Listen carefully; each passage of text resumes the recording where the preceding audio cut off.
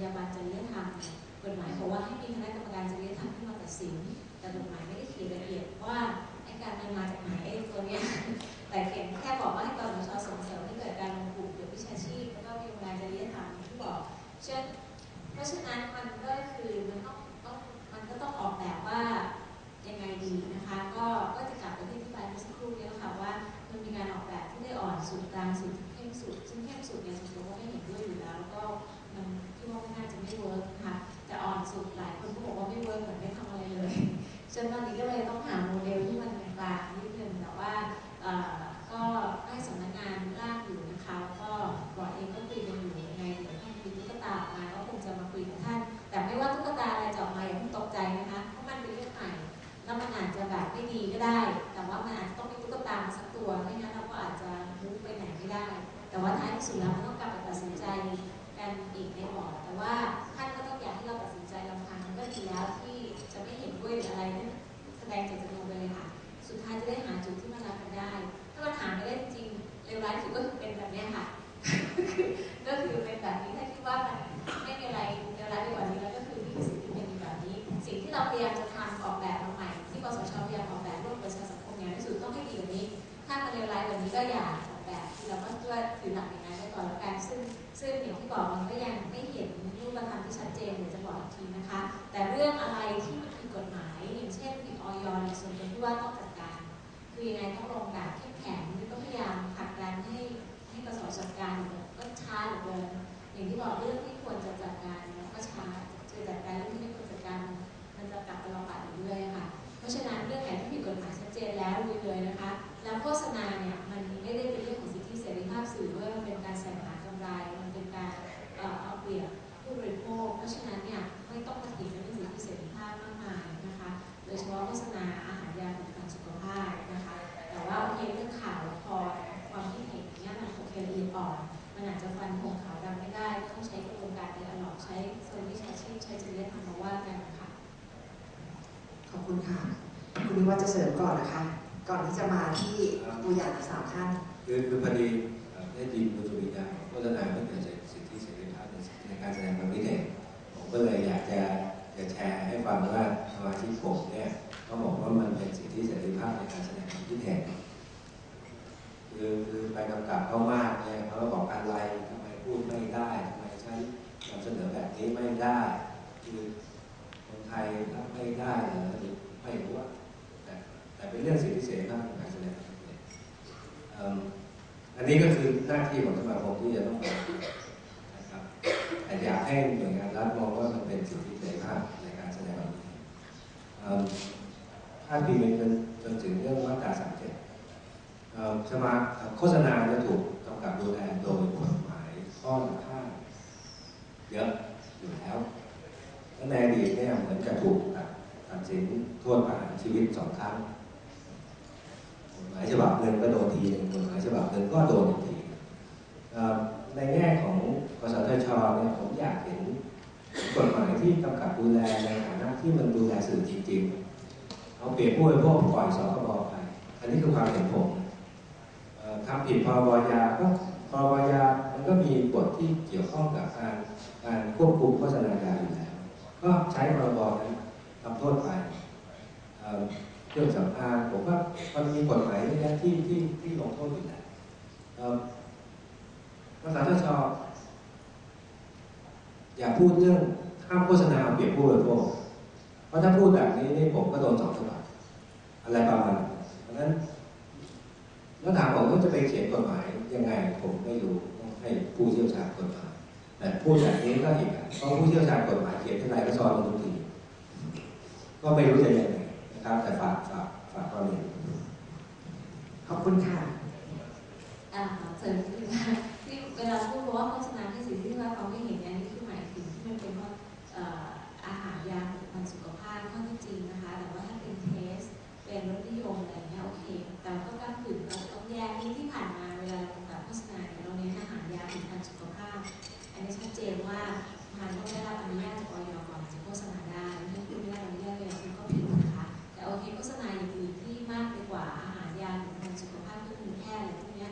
เช่นโฆษณาบ้านโฆษณา CSR บริษัทพลังงานน้ำมันอะไรพวกนี้ใน น่นอนมันก็ถูกตลอดเวลาว่าอันนั้นเป็นโฆษณาชวนเชื่อหรือว่าเป็น CSR หรือเป็นอะไรซึ่งก็มีคนเรียกร้องให้เรากำกับกันเราก็บอกว่า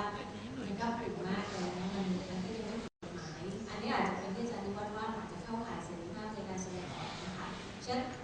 ในความกว้างเนี่ยอาจจะเป็นไปได้ทั้งสองทางแต่ว่าเวลาที่พูดเรื่องโฆษณาว่ามันผิดชัดเจนแล้วไม่ใช่เสรีภาพก็คือโฆษณาอาหารยาผลิตภัณฑ์สุขภาพเครื่องมือแพทย์ที่มันจะกระทบต่อชีวิตของคนเนี่ยอันนี้มันไม่ดีเบตโบค่ะคือถ้าหน่วยงานที่จะบอกว่าผิดก็คือต้องผิดเราก็ต้องกำกับแต่ถ้าโฆษณาอื่นเสื้อผ้าหรืออะไรก็ตามเลยที่มันอาจจะไม่ได้กระทบต่อสุขภาพประชาชนร้ายแรงอันนั้นก็คงเป็นเรื่องจริยธรรมจรรยาบรรณเทสรสนิยมความเหมาะสมนะคะก็คงเนี่ยอันนี้คือแอร์เนี่ยของจริยธรรมที่ต้องเอาวิชาชีพเข้ามาที่บอกว่าจะโกจะเซลจะอะไรแต่ทุกเรื่องมันก็มีเส้นแบ่งบางๆตลอดเวลานะคะวันนี้เห็นอาจารย์พัฒนาเมื่อวานที่มีเรื่องร้องเรียนจากกลุ่มพยาวเรื่องร้องเรียนละครแรงเงาที่บอกว่ามีคำค่อยคำในละครเนี่ยที่ไปละเมิดผู้หญิงดอกคำใต้ที่บอกว่าผู้หญิงดอกคำใต้อะไรอย่างนั้นทุกคนอย่างอ่านไม่ได้บอกว่าทุกคนเรื่องเข้ากันนะคะเมื่อวานแล้วก็ยากมากเพราะว่ามันคือเราก็เข้าใจว่าการที่ไปเรียกว่าผู้หญิงดอกคำใต้ก็ให้เสนอภาพว่าจะเกี่ยวข้องกับเรื่องของการตกเขียวหรือว่าเรื่องของการต้องมีอาชีพอะไรอย่างอาชีพอย่างนั้นเนี่ยมันก็ไปตอกย้ำจริงๆมันก็กระทบมันควรจะระวังแต่ถามว่าแล้วผิดไหมพูดไม่ได้ไหมหรืออะไรไหมมันก็เป็นเส้นบางๆเรื่องสิทธิเสรีภาพเหมือนกันมติเมื่อวานก็เลยออกมาคลุมเครือก็คือไม่รู้มันจะผิดหรือไม่ผิดมันไม่ผิดอะแต่ว่าบอกว่าสิ่งต้องระวังมากขึ้นต้องละเอียดอ่อนต้องให้วิชาชีพต้องตระหนักเรื่องนี้เนี่ยแหละค่ะมันจะมีเรื่องบางๆแบบนี้ตลอดเวลาเลยซึ่งกฎหมายบางทีเข้าไปไม่ถึงให้ห้าคนมาตัดสินใจโหวตกันมันก็แบบโหมันลำบากใจมากเราตัดสินใจว่าผู้หญิงนี้ผิดต่อไปอาจจะกระทบกระเทียบตำรวจแอร์โฮสเตสนางพยาบาลอะไรก็จะไม่ได้เลยเพราะว่าจะร้องเรียนกับทุกอาชีพเนื่องจากว่าไปว่าเขาทั้งอาชีพถูกไหมคะนั่นคือมันก็จะมีกระทบไปถึงละครทุกอันอีกแต่ถ้าเราปล่อยปละละเลยมันเป็นเรื่อง cultural sensitivity เช่นล้อเลียนเกย์ทอมคน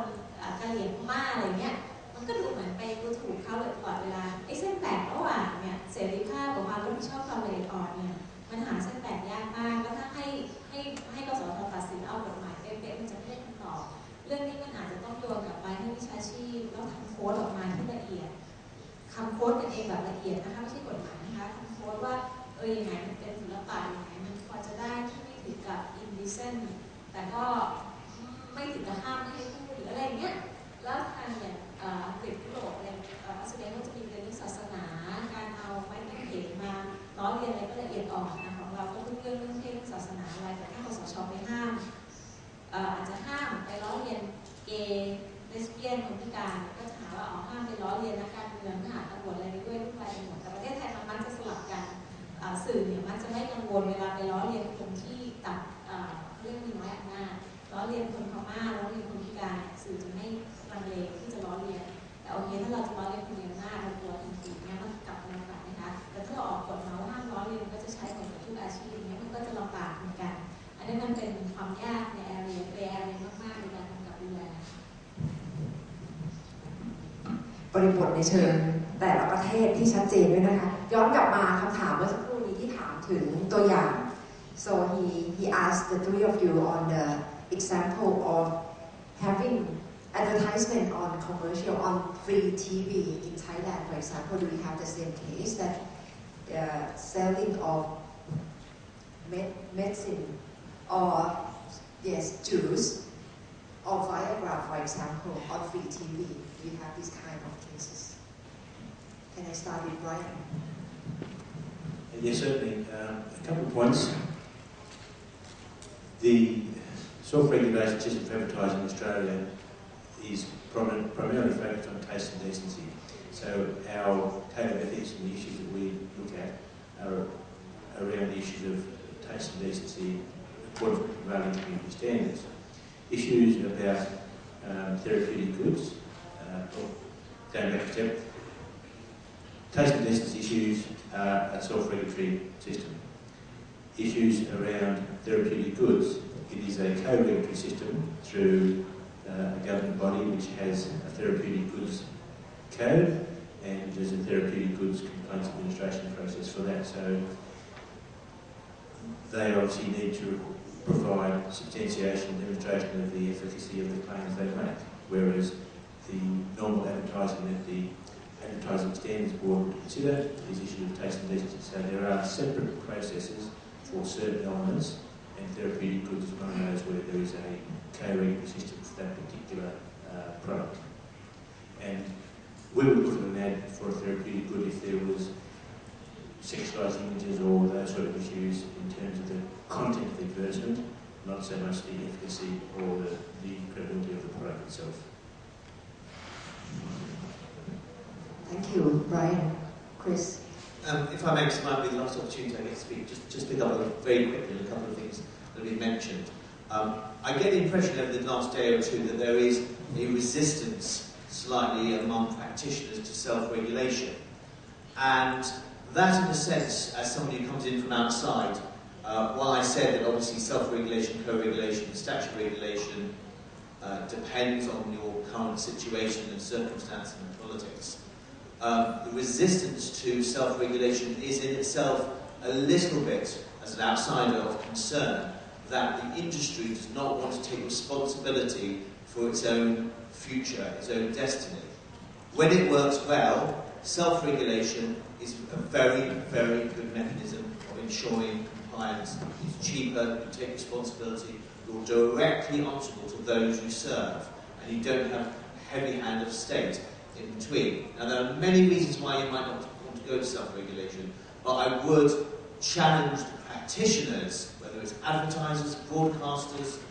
to ask themselves questions of why they are so unwilling to look at these sorts of options, because it's about taking responsibility for your own destiny. Turning a little bit to your question about the advertisement, obviously there is freedom of expression attached to advertisements, not as much as programmes, and of course there is freedom attached to the fact that if you want to claim that something cures cancer when it doesn't, it's just the fact that your misleadiness takes priority over your freedom of expression and you're not given it. So in terms of what would happen in the UK, it's slightly different from the Australian version, whereby the Advertising Standards Authority with Ofcom as a backstop is responsible for misleading claims. In the first place, it would find a breach and say you can't say that, and tell them to take the ad off air. If they fail to do that, you would probably issue something called a stop notice or a direction not to repeat. If they fail to do that, you would then fine them. If they fail to continue to broadcast it, eventually you would consider taking away their license. You have to remember that the breach on an advertiser bites the licensee and not the advertiser. So it's the broadcaster who's responsible, not the advertiser. Just very quickly on offence, something that when I used to look after this area in Ofcom, we used to frequently put in our findings, which is nobody has the right not to be offended. And that's quite an important freedom of expression understanding in the way that characterisation or humiliation, even in certain circumstances, or satire works. As a viewer or a user, you have the right to have information. You have the right for offensive material to be late at night, or to be told before it happens that it's going to be offensive, or it may contain sexual material, or it might offend you because of the language. But fundamentally, unless it is illegal, you do not have the right not to be offended, because it is such a subjective judgment. And that just leads on to my very final point, is that we have spoken for the last 2 days about the code of ethics. And for me, even the terminology is filled with subjective nature. Code of ethics, it says morality. And I would much prefer to use the language of code of practice. What is good practice in the industry, rather than ethics. Ethics is laden with your own moral judgment. And my moral judgment might well be different from Brian's, being an Australian. Thank you, Chris. Lucas, please.